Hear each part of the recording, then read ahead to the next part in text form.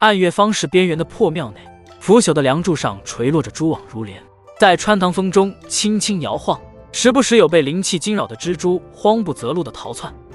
刘高贵坐在满是裂痕的蒲团上，膝盖咯的生疼，面前的青铜丹炉经他反复打磨，褪去锈迹，显露出古朴的纹路，炉耳上雕刻的饕餮纹张牙舞爪，仿佛要将周遭的灵气都吞噬殆尽。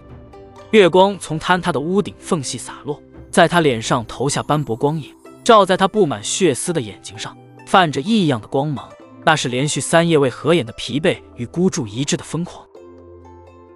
他小心翼翼地解开浸透灵气的绸缎包裹，每一株药材都仿佛蕴含着生命般微微颤动。指尖触碰到含金花时，花朵突然剧烈震颤，渗出一滴带着幽蓝荧光的汁液，滴落在他手背上，传来一阵刺骨的寒意，宛如被冰锥刺入骨髓。刘高道抽一口冷气，迅速将汁液抹去，却发现手背留下一道若隐若现的冰痕，许久才缓缓消散。这次定要用鼎中乾坤古法。刘高声音沙哑，像是砂纸摩擦般刺耳，带着一丝紧张与期待。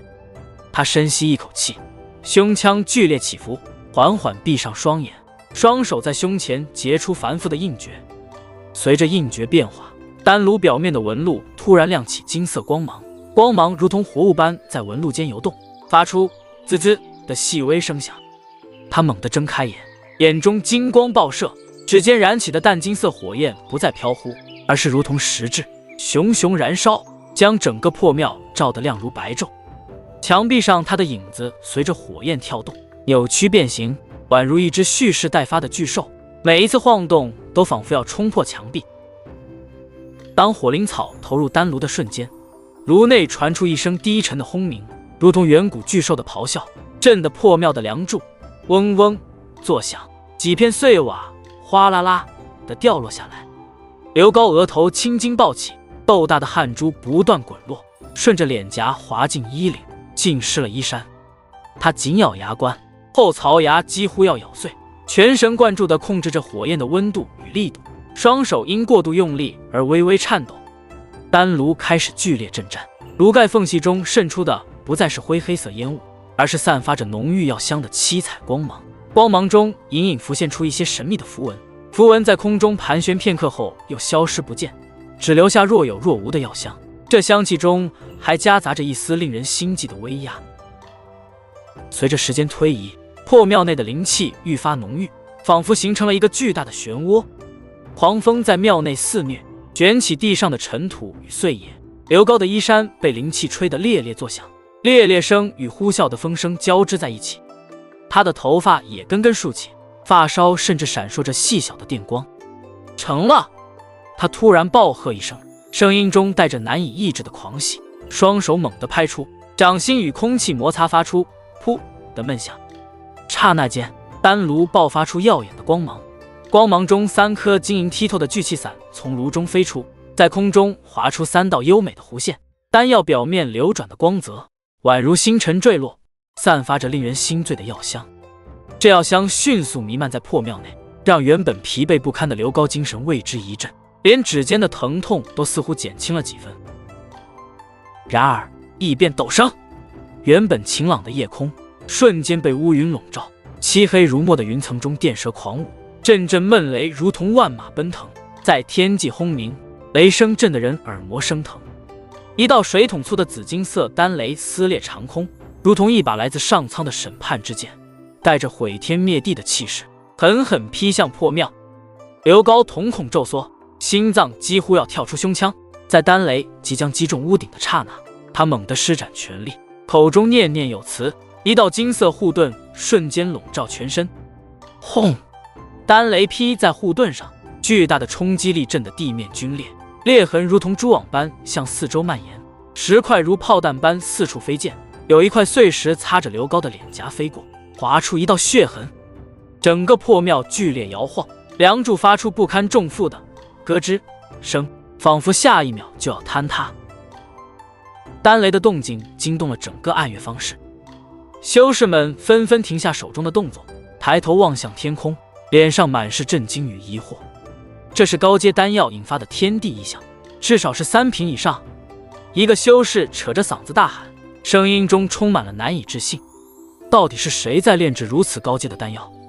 难道是哪个隐士高人？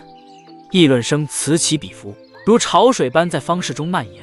人群开始朝着破庙的方向涌动，脚步声与嘈杂声交织在一起，仿佛一场风暴即将来临。3日后的晌午，一辆装饰华丽的马车停在破庙门前，马车由4匹通体雪白的灵马牵引，马蹄每一次踏地，都绽放出一朵朵晶莹的冰花，冰花在阳光下闪烁着光芒，转瞬又化作雾气消散。车厢的金丝帘被缓缓掀开，一位身着月白色锦袍、头戴玉冠的中年男子优雅下车。他面带微笑，眼神却如同深不见底的寒潭，每一次目光扫过，都仿佛能看穿人的内心。此人正是万宝阁阁主慕容云。阁下这手炼丹术，当真惊天地，泣鬼神啊！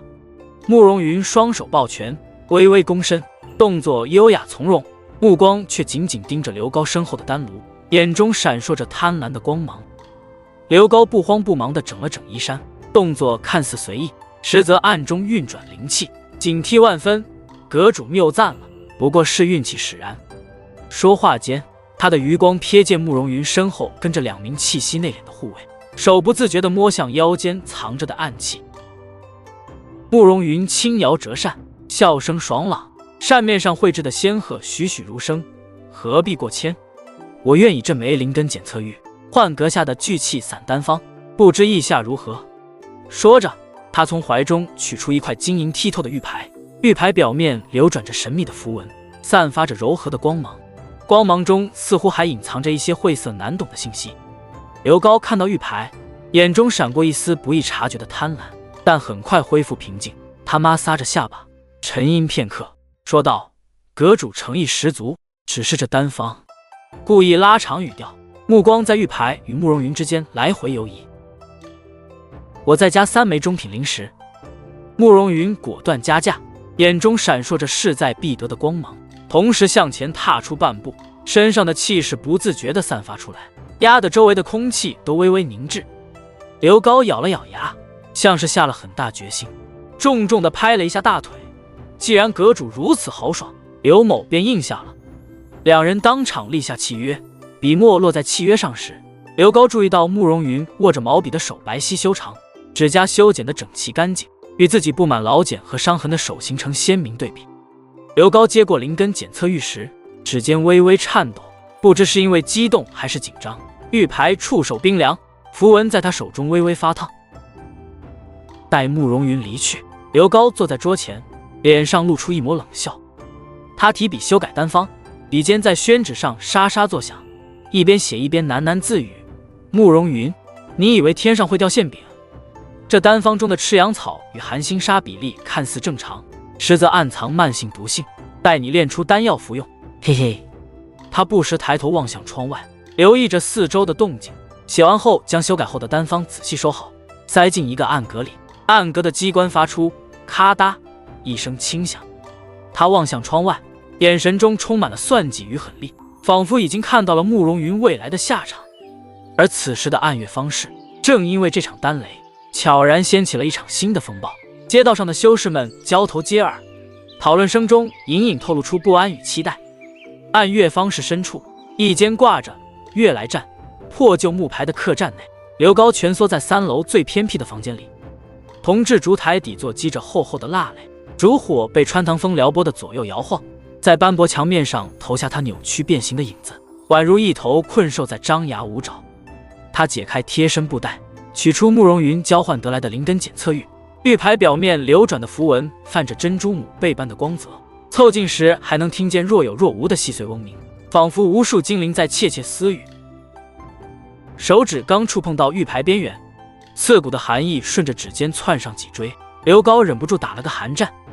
他深吸一口气，掌心的汗渍在玉面晕开暗色痕迹，缓缓将手按上去。刹那间，玉牌爆发出刺目的白光，比正午的烈日还要耀眼数倍，灼得他眼眶生疼，下意识别过头去。等光芒稍稍减弱，密密麻麻的金色小字如同活过来的蚂蚁，在玉牌表面不断重组消散，又浮现出新的字符。随着符文的闪烁，一段段记忆碎片强行灌入脑海，太阳穴突突直跳，仿佛有人拿着铁锤在狠狠敲击，脑袋里像煮开的沸水般翻涌。这怎么可能？刘高踉跄着撞翻木椅，一腿与地板摩擦，发出刺耳的吱呀声，在寂静的房间里格外突兀。他死死攥着玉牌，指节泛白，双眼布满血丝，直勾勾地盯着上面最后一行字：灵根封印，始于玄黄禁制。记忆如潮水般涌来，儿时在族学被同窗推搡进泥坑的嘲笑，父亲葬礼上长老们冷漠的眼神，三长老那句天生废柴也配姓刘，这些画面在脑海中不断闪现。他的指甲深深掐进掌心，鲜血顺着纹路滴落在玉牌上，晕开一朵朵暗红的花。究竟是谁如此歹毒？他一脚踹翻矮桌，上面的茶壶哐当落地，碎瓷片飞溅的到处都是。在房间里来回踱步时，木地板发出不堪重负的咯吱声。他突然想起玉牌上的另一段提示：须及其九窍玲珑心、玄冥寒冰髓、焚天炎金三种灵物。这三种灵物，每一种都只存在于古老的传说中。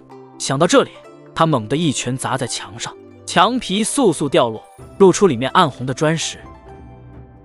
接下来半个月，刘高彻底化身暗月方士的幽灵。白天，他混在药材摊贩的队伍里，一边帮人搬运散发着腥臭味的兽皮，一边听着老药农们闲聊。南山的千年何首乌又被人踩走了，听说那人袖口绣着金线。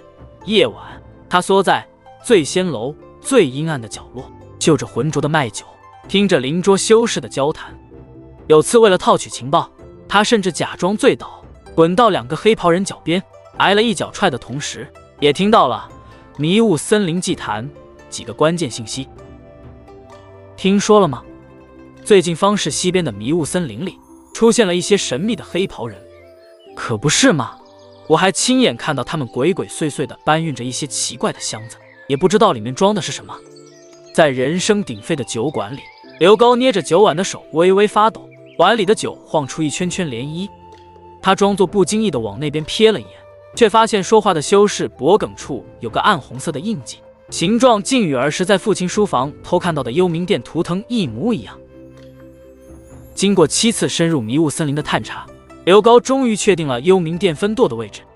那是一座被藤蔓缠绕的古老祭坛，每到月圆之夜，祭坛上空就会泛起诡异的黑雾。当他趴在灌木丛里，看着黑袍人抬出刻满骷髅的青铜棺椁时，身后突然传来枯枝断裂的声响。他浑身肌肉紧绷，迅速掏出袖中的淬毒匕首，却发现只是一只误入的野兔。深夜回到客栈，刘高站在窗前，望着方室中明灭的灯火。寒风吹起他沾满草屑的衣角，远处传来若有若无的狼嚎。他握紧拳头，指甲再次掐进掌心的旧伤。幽冥殿，不管你们有什么阴谋，我绝不会让你们得逞。不仅要解开灵根禁制，更要彻底摧毁你们，为父亲报仇，为曾经的自己讨回公道。话音刚落，一道闪电划破夜空，照亮他眼中跳动的复仇火焰。而此时的暗月方士看似平静如常，实则暗流涌动，一场更大的风暴正在悄然酝酿。暗月方士的夜，浓稠的像化不开的墨。刘高蜷缩在客栈那间堆满杂物的阁楼里，借着一盏昏黄摇曳的油灯，小心翼翼地摊开残破的灵脉图谱。羊皮卷边缘焦黑，还沾着斑驳的陈旧血迹，每一道褶皱里都仿佛藏着岁月的秘密。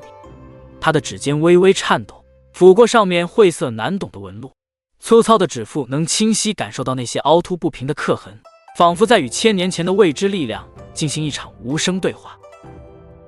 这标记，刘高突然眼睛一亮，声音不自觉地拔高，惊得梁上的老鼠吱得窜逃。他凑近油灯，火苗猛地窜高，险些烧到他的眉毛，热浪扑面来，烤得他脸颊发烫。在图谱的西北角，一个形如巨鸟展翅的符号在光影中若隐若现，旁边还刻着3个古怪的字符：天虚谷。记忆如潮水般涌来，前世身为武帝时，他曾在古籍中瞥见过关于这个地方的记载。传说谷中有洗髓圣泉，能重塑灵根，逆转天命。刘高猛地一拍桌子，震得桌上的砚台里的墨汁四溅，在图谱上晕开深色的痕迹。就是这里。他的胸膛剧烈起伏，呼吸急促而灼热，眼神中燃烧着兴奋的火焰。但很快他又冷静下来，皱着眉头陷入沉思。想要进入天虚谷，必须穿越凶险无比的黑风岭，那里盘踞着一群实力强大的妖兽，每一只都能轻易撕碎金丹期修士，更何况还有传说中镇守林口的千年妖兽雷火双尾蝎，光是他的名字就让人不寒而栗。次日清晨，刘家祖祠的钟声沉闷地响起，惊飞了屋檐下的一群寒鸦。刘高站在祠堂前的空地上，神色严肃而坚定。族中精英们陆续赶来，他们有的穿着破旧但洗得干净的粗布麻衣，有的身着泛着寒光的陈旧战甲，眼神中满是疑惑。族长这么着急召集我们，可是出了大事？一个膀大腰圆的汉子挠了挠头，瓮声瓮气地问道。刘高环视众人，清了清嗓子，声音低沉而有力：我找到了一处上古秘境，里面有重塑灵根的圣物，但要进入秘境必须穿过黑风岭，此行凶险万分，愿意跟我去的站出来。话音刚落，祠堂前一片寂静，只有寒风呼啸着吹过，卷起地上的枯叶。就在刘高以为无人响应时，阿七第一个站了出来，他握紧腰间的长剑，大声说道：族长，我这条命都是您救的，您去哪儿我就去哪儿。紧接着几个年轻的族人也鼓起勇气，纷纷上前。我们也去，刘家不能再这样下去了。对，拼一把说不定还有活路。众人的声音逐渐响亮，汇聚成一股坚定的力量。刘高心中涌起一股暖流，重重地点了点头。随后他又赶到暗月方室，与那些曾有过交情的盟友会面。在一间弥漫着浓烈酒香的酒馆里，刘高举起酒杯，目光诚恳地看着众人。各位，这是一次难得的机会，也是一场生死考验。若能找到圣泉，大家都将受益匪浅。但黑风岭的凶险，想必各位也有所耳闻。一个脸上有刀疤的修士嗤笑一声：刘高，你说得轻巧，那雷火双尾蝎可是能吐雷火，放毒物，去了不是送死吗？刘高放下酒杯，眼神坚定：我知道危险，但不入虎穴焉得虎子。我已探得一些雷火双尾蝎的弱点，只要我们齐心协力，定能成功。经过一番激烈的争论和劝说，最终又有几位实力不俗的盟友加入了队伍。几日后，探险队在刘家祖祠前集结，队伍里有人背着沉甸甸的包裹，里面装满了干粮和水，有人扛着锋利的兵器，刀刃在阳光下泛着寒光，还有人手持罗盘，不时查看方向。刘高站在队伍最前方，深吸一口气，大声喊道：出发！当他们来到黑风岭脚下时，天色已近黄昏，天空被染成诡异的暗红色，仿佛被鲜血浸透。一阵狂风呼啸而过，卷起漫天的黄沙，打得人脸生疼。远处传来妖兽低沉的嘶吼声，在山谷间回荡，令人毛骨悚然。刘高握紧手中的长剑，剑刃上的寒芒与他眼中的坚定光芒交相辉映。大家小心，真正的考验开始了。黑风岭的黄昏像被泼翻的血瓮，天空暗红的渗人，千云低垂，仿佛要将整片山岭都压进地底。探险队踩着满地枯枝行进，脚下发出咔嚓咔嚓的脆响，惊得远处的夜枭发出几声阴森的啼叫。刘高握紧长剑，指节因用力而泛白，剑柄上缠绕的布条早已被汗水浸透，剑身映出他紧绷的侧脸。空气中弥漫着一股刺鼻的腥臭味，越来越浓，混合着铁锈味与腐肉气息，仿佛有什么恐怖的东西正在逼近。他不经意间舔了舔嘴唇，尝到一丝咸腥，才发现不知何时脸上已经溅上了细碎的血沫。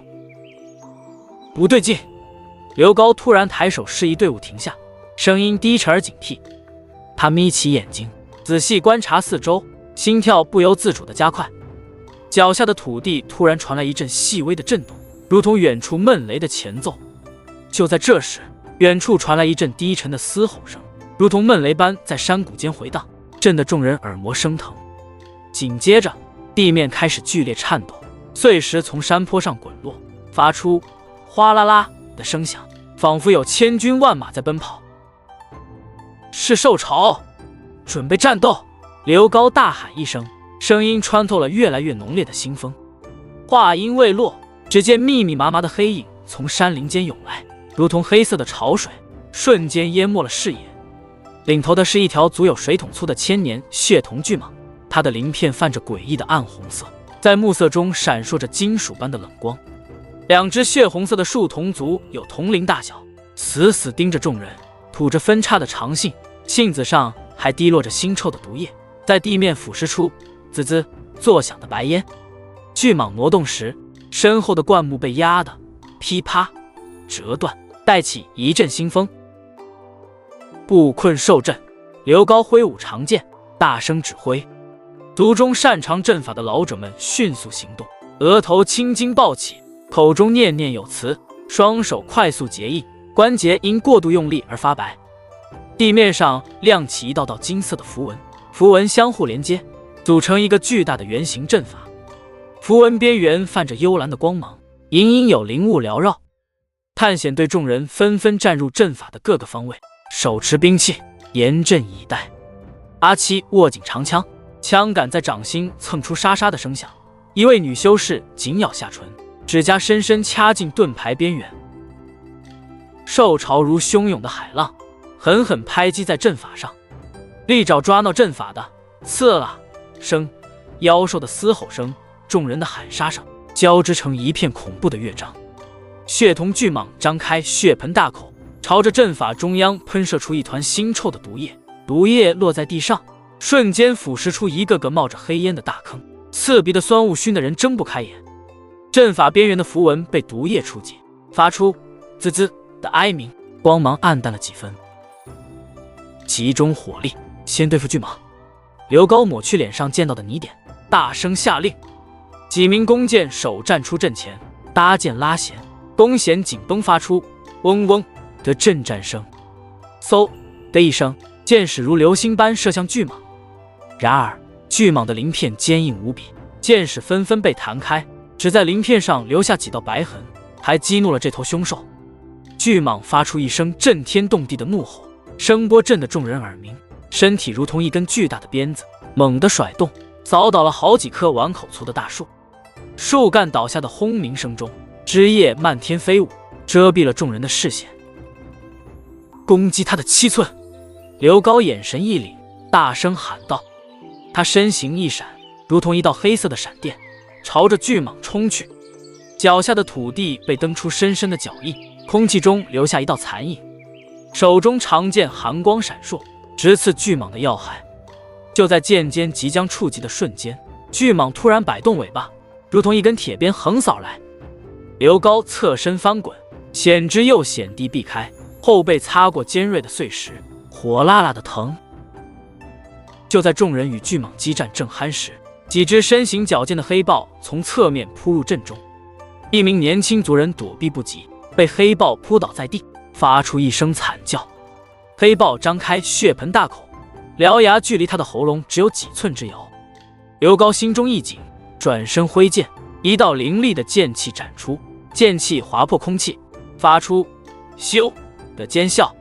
黑豹被击飞出去，在空中发出一声哀鸣，重重摔在地上，溅起一片尘土。但更多的妖兽如潮水般涌来，阵法开始出现裂痕，发出滋滋的声响，符文光芒变得忽明忽暗。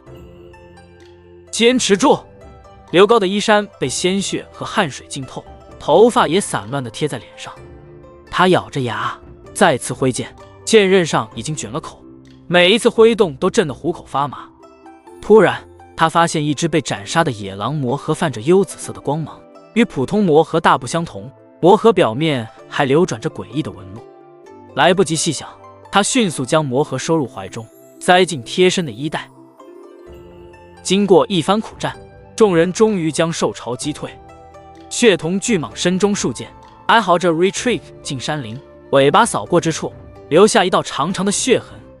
战场上满地都是妖兽的尸体，鲜血将土地染成了暗红色，汇聚成小溪，顺着山坡流淌。空气中弥漫着令人作呕的血腥味，苍蝇嗡嗡地在尸体上盘旋。刘高喘着粗气，从怀中掏出那颗幽紫色的魔核，眉头紧皱。这魔核带有幽冥殿的气息，看来这次受潮暴动果然和他们有关。他的眼神中闪过一丝愤怒和坚定，握紧了手中的长剑。不管你们有什么阴谋，我绝不会让你们得逞。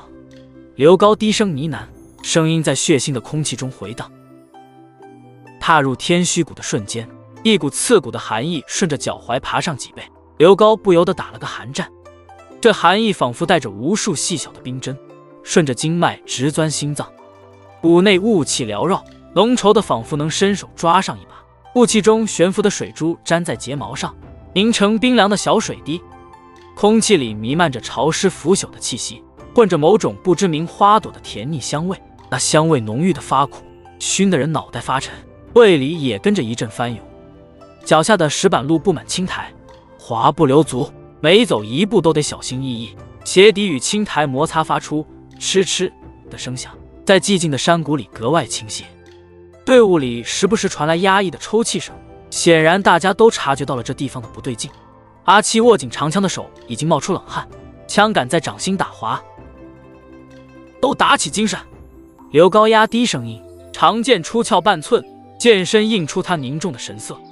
剑刃与剑鞘摩擦发出细微的噌声，在死寂的山谷里回荡。话音刚落，地面突然剧烈震颤，石板路缝隙中渗出幽绿色的光芒，如同无数眼睛在黑暗中睁开。那些光芒闪烁着诡异的节奏，仿佛在注视着众人的一举一动。紧接着，四周传来咔咔的机关转动声，尖锐刺耳，像是巨兽磨牙的声响，震得牙齿发酸，耳膜也跟着嗡嗡作响。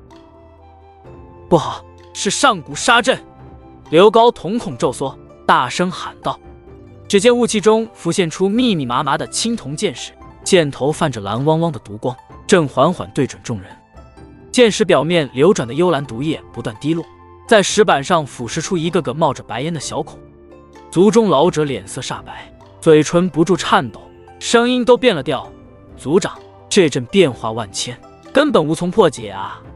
他布满皱纹的手死死抓住腰间的法器，指节因用力而泛白。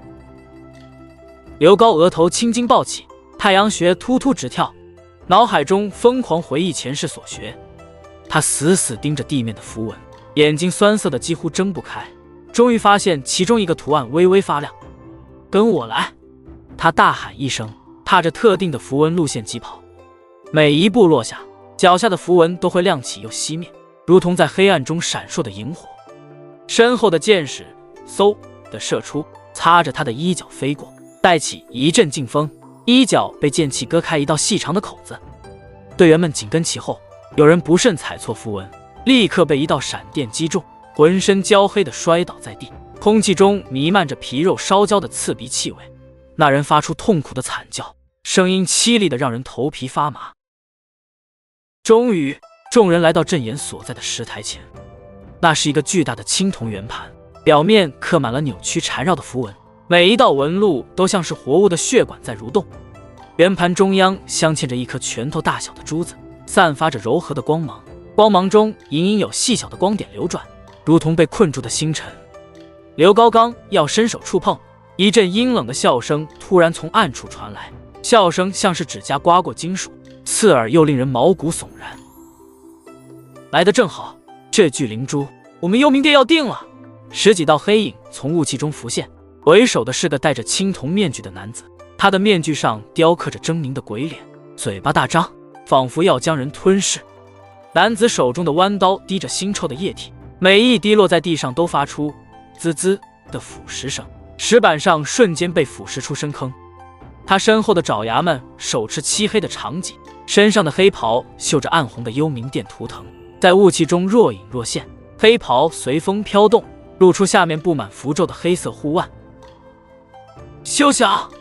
刘高怒喝一声，长剑直指对方，剑身因愤怒而微微震颤。他能感觉到这些幽冥殿爪牙身上散发着令人作呕的气息，仿佛从地狱深处爬出来的恶鬼，那气息中混杂着腐肉和血腥的味道，熏得人呼吸困难。战斗一触即发，幽冥殿众人挥着兵器冲了上来，长戟破空声、弯刀挥舞声交织在一起，震得人耳膜生疼，空气中泛起一道道肉眼可见的气浪。刘高身形如电，长剑舞出一片寒光，他巧妙地避开敌人的攻击，剑锋精准地刺向对手的要害，每一次挥剑都带起一串火星，剑刃与兵器碰撞发出当啷的巨响。然而幽冥殿爪牙们配合默契，渐渐将他围住。阿七见状，大喊一声：“族长，我来助你！”挺枪杀了过来，枪杆横扫，带起一阵劲风，枪尖挑飞一个爪牙的兵器，救下刘高。阿七的长枪与对方兵器相撞时，迸发的火花溅在他脸上，烫出几个小红点。小心背后！女修士突然尖叫。刘高猛地转身，只见面具男子的弯刀已经近在咫尺，刀刃上的寒光映出他惊恐的表情。他侧身一滚，弯刀擦着他的肩膀划过，留下一道血痕，火辣辣的疼痛瞬间蔓延开来，鲜血浸透了衣衫，染红了一大片。刘高顾不上伤口，反手一剑刺向对方的咽喉。面具男子慌忙后退，脸上的青铜面具被剑气削掉一角，露出半张狰狞的脸，那脸上布满纵横交错的疤痕，右眼是一个空洞的眼眶，泛着诡异的紫光。就在双方激战正酣时，刘高瞥见阵眼处的巨灵珠光芒越来越弱，珠子表面的光点开始变得暗淡，仿佛随时都会熄灭。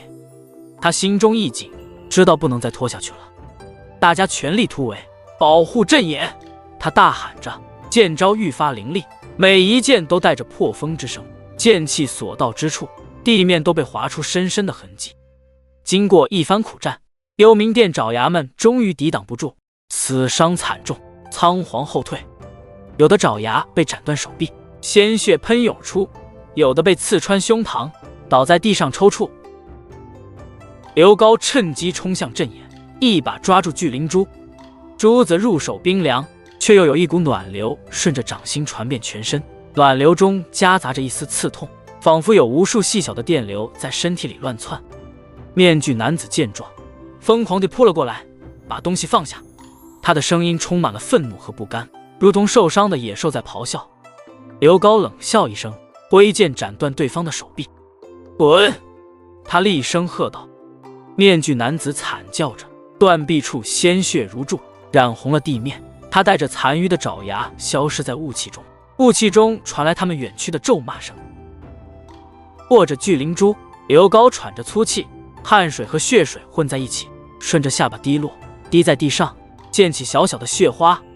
他看着手中的珠子，眼神坚定。幽冥殿，这笔账我迟早要跟你们算清楚。四周的雾气渐渐散去，却不知又有什么新的危机在暗处悄然等待着他们。荆棘丛刮擦衣料的刺了，生混着粗重喘息。刘高扒开最后一丛带刺藤蔓，眼前景象让他呼吸一滞。洗髓圣泉嵌在100米见方的白玉石台上，泉水表面浮动着萤火虫般的金色光斑，每粒光斑破裂时都会溢出蜜饯般的甜香。泉壁雕刻的赤龙图水纹栩栩如生，龙头镶嵌的夜明珠将水面映成流动的星河，粼粼波光在众人脸上投下细碎的光影。别碰泉水，先勘察四周。刘高按住腰间发烫的巨灵珠，指腹摩挲着珠子表面凸起的纹路。他的靴底碾碎一片枯叶，发出清脆的咔嚓声。金的岩壁上蛰伏的幽蓝蜘蛛簌簌抖落蛛丝。当指尖刚触及水面，刺骨凉意顺着腕骨窜入丹田，水底突然传来钟磬般的嗡鸣，震得他太阳穴突突直跳。沸腾的泉水如煮沸的铁水，气泡炸裂声震得人牙齿发酸。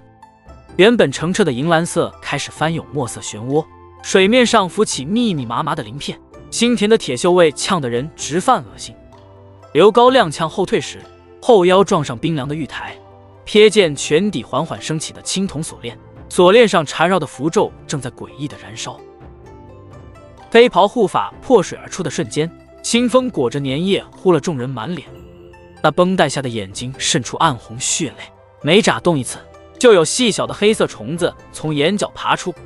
他手中骷髅杖突然张开下颌，喷出的黑雾所到之处，石板滋滋冒出绿烟，边缘蜷曲成焦黑的蜂窝状。刘高，你以为能逃出幽冥殿的掌心？沙哑的声音像指甲刮过锅底，带着诡异的回音。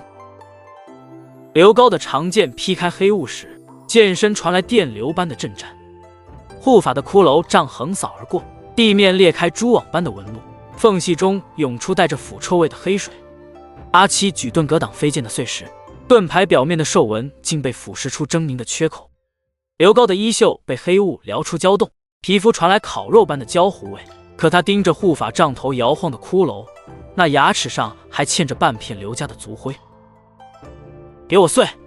护法将骷髅杖重重砸向玉台，整座山谷发出闷雷般的轰鸣。圣泉中的血水突然凝成无数血溅，一名女修士躲避不及，肩头顿时绽开血色花朵。刘高的太阳穴突突直跳，看着阵法核心的巨灵珠开始发烫，珠体表面浮现出古老的火焰图腾。就在他被黑雾逼至悬崖边时，圣泉突然迸发的金光比烈日还要刺眼。刘高感觉丹田处的静止像被巨锤猛击，体内传来瓷器碎裂的脆响。金色光芒中，他看见前世的自己身披战甲，手持地剑斩碎幽冥殿的匾额。护法的惨叫声混着骨骼爆裂声传来，那人的黑袍下伸出无数触手，却在金光中化作飞灰。当力量彻底涌入经脉时，刘高听见体内传来江河奔涌的轰鸣。他看着掌心跃动的金色火焰，这正是失传已久的五帝绝学焚天诀。护法瘫倒在地的躯体开始蠕动，刘高冷笑一声，指尖迸发的火焰瞬间将其烧成灰烬。空气中飘散的骨灰里，他隐约看见几颗刻着幽冥殿印记的黑色珠子。玉台边缘的圣泉重新变回澄澈的银蓝色，水面倒映着刘高染血的脸。他握紧尚在发烫的长剑，剑尖挑起一枚黑色珠子，珠子内部正有一双血红的眼睛死死盯着他。暗月方式的夜浓稠如墨，街边的灯笼在风中摇晃，昏黄的光晕被潮湿的雾气晕染成诡异的色块。刘高戴着的黑色斗笠边缘垂落的粗麻布条，随着他的呼吸轻轻扫过脸颊，痒痒的却腾不出手去拂开。他混在熙熙攘攘的人流中，刻意放缓脚步，鼻尖微动，那股腐臭味愈发浓烈，像是浸泡多日的尸水，还夹杂着铁锈般的血腥气，熏得他胃部一阵抽搐。循着气味拐进的小巷逼仄阴暗，两侧墙壁上爬满黏腻的青苔，在月光下泛着幽绿的光。脚下的石板坑洼里积着发黑的污水，刘高每走一步，溅起的水花都会在污水表面惊起细小的油膜，在微光下折射出诡异的红彩。他特意避开地面那些松动的石块，生怕发出声响惊动暗处的守卫，却仍在踩中一块翘起的石板时，听到咔嗒一声轻响，惊得他脖颈后的汗毛瞬间竖起。巷子尽头的铁匠铺外，炉火映的墙壁一片通红，铁匠抡锤的叮叮当当，声震的人耳膜发疼。刘高倚着墙根，指尖在砖缝间游走，感受着砖石细微的震动。当那股夹杂在锤击声中的 chanting 声透过掌心传来时，他瞳孔猛地收缩，那声音低沉嘶哑，每个音节都像是从喉咙深处硬生生挤出来，尾音还带着令人牙酸的颤音，仿佛有无数怨魂在争相嘶吼。他绕到后墙，藤蔓下的暗门布满铜锈，把手处还残留着半干涸的暗红血渍，黏腻的触感让他不自觉地皱起眉头。推开暗门的刹那，浓烈的血腥味如同实质般扑面而来。刘高下意识屏住呼吸，却还是被那股混合着腐肉与铁锈的恶臭呛得眼眶发酸。石阶上的青苔滑得可怕，他不得不贴着石壁缓缓下移，靴底与青苔摩擦发出嗤嗤的声响。越往下走， chanting 声越发清晰，还混着铁链拖曳地面的哗啦声，以及若有若无的呜咽。昏暗的烛光从转角处露出来，在石壁上投下扭曲的光影，那些晃动的黑影像是被斩断四肢的厉鬼，正拼命朝着他抓来。地下室的景象让刘高浑身血液几乎凝固，巨大的血色阵法占据了整个地面，阵纹边缘翻卷着暗红的光晕，宛如活物的血管在缓缓搏动。9根漆黑石柱上缠绕着锁链，每一根锁链都深深勒进被绑修饰的皮肉，鲜血顺着石柱凹槽蜿蜒而下，在阵法中汇聚成不断流淌的血河。幽冥殿殿主立于阵眼，黑袍上绣着的暗金符文随着他的动作忽明忽暗。鎏金面具上的魔神双目镶嵌着2颗血红宝石，在烛光下泛着妖异的光芒，仿佛真的在盯着刘高。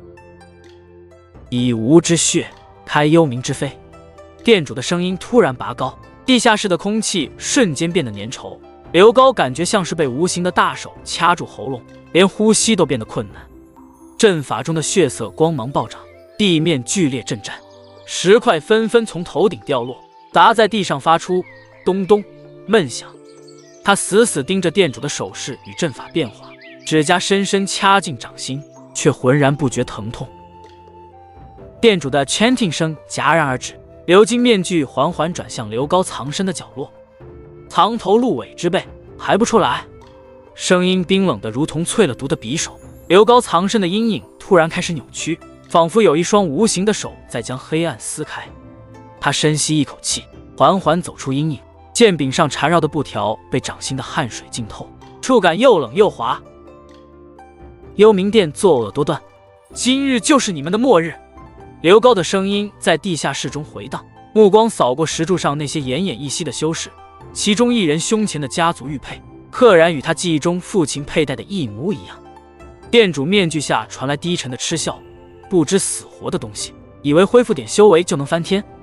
话音未落，9根石柱上的锁链突然发出尖锐的嘶鸣，化作张牙舞爪的黑蛇，蛇口中喷出的黑雾所到之处，地面瞬间被腐蚀出密密麻麻的孔洞。刘高身形急闪，靴底在地面擦出刺耳的声响，剑刃出鞘的寒光映亮他紧绷的侧脸。当长剑斩向锁链的瞬间，剧烈的反震力顺着虎口传来，震得他手臂发麻。殿主双手结印，阵法中的血河突然掀起巨浪，无数黑影从血水中爬出，指甲抓到地面的滋滋声，牙齿碰撞的咯咯声，混着殿主癫狂的笑声，在地下室中交织成一曲死亡乐章。刘高咬紧牙关，体内灵气疯狂运转，金色火焰从毛孔中喷涌而出，却在触及黑影的瞬间被染成诡异的紫色。暗月方室深处，万宝阁顶楼的密室中弥漫着龙涎香的气息，青铜兽炉中升起的烟雾在烛火间扭曲成诡异的形状。慕容云盘坐在铺着金丝软垫的玉榻上，指尖无意识摩挲着雕满云纹的扶手，冰凉的触感让他愈发急切。周身环绕的灵气如绸缎般缠绕，形成的小型漩涡中，几粒星火状的光点时明时暗。他从紫檀木匣中拈出聚气伞，丹药在烛火下泛着珍珠母贝般的光泽，表面流转的光晕如星辰闪烁，甜腻的药香混着龙涎香直往鼻腔里钻，熏得他太阳穴突突跳动。有了这具气伞，突破元婴期指日可待。慕容云喉结滚动，声音里裹着压抑不住的颤音。将丹药抛入口中的瞬间，一股薄荷般的清凉感顺着喉咙滑入丹田，他忍不住弓起脊背，喉间溢出一声绵长的呻吟。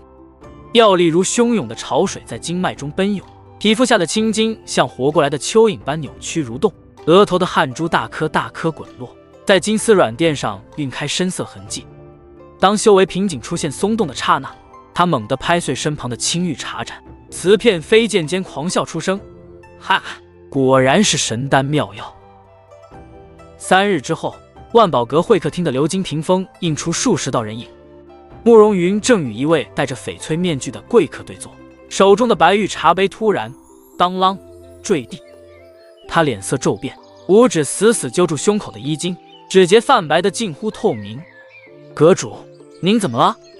贴身侍从扑过来时，正撞见他喷出一口黑血，那血里混着细小的紫色颗粒，落在波斯地毯上，瞬间腐蚀出焦黑的孔洞，刺鼻的腥臭味熏得众人纷纷后退。慕容云蜷缩在太师椅上，身体不受控制的抽搐，牙齿咬的咯咯作响，每一次颤抖都像要将他的骨骼碾碎。与此同时，刘高藏身的废弃矿洞弥漫着硫磺味，洞壁上插着的火把将众人的影子拉得扭曲变形，跳动的火光照亮刘高攥紧的拳头，手背上青筋暴起。慕容云已经开始毒发，是时候行动了。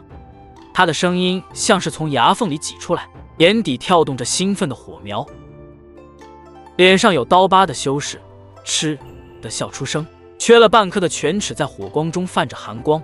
刘兄放心，我手下的兄弟都已经安排好了。他故意拍了拍腰间的钱袋，里面的灵石碰撞出清脆声响。只要把消息塞进醉仙楼说书人的袖口，那些被慕容云欺压过的势力肯定会第一个跳出来。灰袍老者却将茶杯重重一搁，茶水溅出在石桌上，留下深色水痕。不过我们还得小心幽冥殿的反应，他们与慕容云勾结紧密，说不定会出手相助。他的手指无意识地摩挲着袖中符咒，眉头拧成一个死结。刘高猛地踹开脚边的碎石，实力撞在洞壁上发出闷响。正是因为如此，我们才要快刀斩乱麻。他抓起岸上的匕首，在岩壁上划出3道深痕，先让万宝阁拿修士当药人炼毒丹的消息传开，再把慕容云私通幽冥殿的证据露出去，不愁那些势力不反。消息如瘟一般在方石蔓延的第3日，万宝阁门前的青铜尸兽被泼满黑狗血，愤怒的修士们举着火把，火光将牌匾上的金字映得血红。还我宗门弟子的命来！退前，不然烧了这贼窝！石块如雨点般砸向大门，门环上的铜钉被砸得歪歪扭扭。慕容云躺在2楼的雕花床上，听着楼下此起彼伏的叫骂，指甲深深掐进掌心，却连起身的力气都没有。而100米外的茶楼顶层，刘高倚着窗棂，看着万宝阁方向升起的浓烟，慢悠悠抿了口凉茶，嘴角勾起的弧度像极了出鞘的弯刀。踏入位面裂隙的刹那，刘高的发丝瞬间根根倒竖，仿佛被无形的巨手攥住5脏6腑。撕裂空间的尖笑声刺入耳膜，比万把钢针同时扎进脑袋还疼。刺骨钢锋裹着细小的空间碎片，像砂纸般反复打磨他的皮肤，每一下摩擦都带出细密血珠。他咬破舌尖，强撑灵台清明，却见腰间玉佩突然发出刺目蓝光，那是能抵挡3次致命攻击的保命法器，此刻竟在剧烈震颤，裂痕蛛网般蔓延。当脚踏实地的瞬间，腐叶堆下突然窜出半透明藤蔓，黏腻的触须擦着脖颈掠过，留下一道泛着荧光的粘液。刘高旋身挥剑，斩断的藤蔓断面涌出墨绿色汁液，落地瞬间腐蚀出焦黑坑洞。抬头望去，100米高的巨树正缓缓扭转树身，树皮上的发光纹路组成狰狞的面孔，空洞的眼窝中流淌着银色液体，滴答滴答落在他肩头，烫得他闷哼出声。外来者！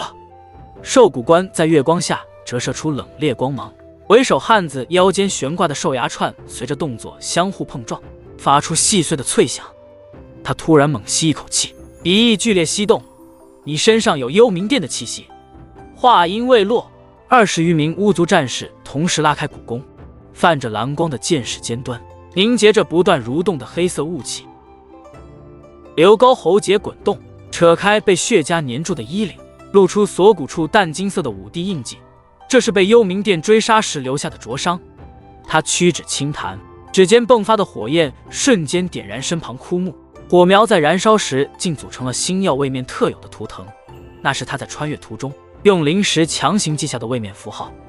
人群中传来此起彼伏的抽泣声，耳尖泛蓝的女子突然拨开众人，古杖顶端镶嵌的骷髅头眼眶中幽绿火焰骤然暴涨，破空而至的剑气精准削断刘高束发的丝带，漆黑长发如瀑散开的瞬间，他反手抽出长剑，剑身与来剑相撞的刹那，无数细小的闪电在剑刃间迸发，将2人笼罩在噼啪作响的电光中。白衣男子每踏出一步，脚下便绽开半透明的莲花虚影，他甩动剑穗，溅起的火花在空中凝成篆字：剑修叶无缺。看招！刘高暴喝一声，丹田处蛰伏的5帝残魂突然苏醒，金色龙影顺着剑尖咆哮而出。叶无缺瞳孔骤缩，仓促间施展出剑修秘传的镜花水月，却见龙影直接穿透幻象，利爪在他肩头撕开半尺长的伤口。血腥味在空气中炸开的瞬间，两人同时收手。叶无缺的剑尖距离刘高咽喉仅剩3寸，而刘高的剑正抵在对方心口处的命门。古老祭坛的青铜鼎中，3族血液缓缓融合成紫色液体。刘高将沾着鲜血的手按在石碑上，上面的古老文字突然发出金芒，化作流光没入众人眉心。当他展示五帝秘法中的焚天诀时，巫族大祭司万间的蛇形古镯突然剧烈扭动，缠绕在他手臂上，冰凉的触感仿佛在进行某种神秘认可。收藏珍稀材料的玉盒被打开的瞬间，整个山洞亮如白昼，会发光的矿石表面流转着银河般的纹路。刘高触碰的刹那，竟在掌心映出未来战场的幻象。散发檀香的木髓中沉睡着巴掌大的凤凰虚影，每当他靠近，虚影就会发出清越鸣叫。他抚摸着这些材料，突然发现玉盒夹层里藏着半块玉佩，和自己破损的保命玉佩竟能严丝合缝地拼在一起。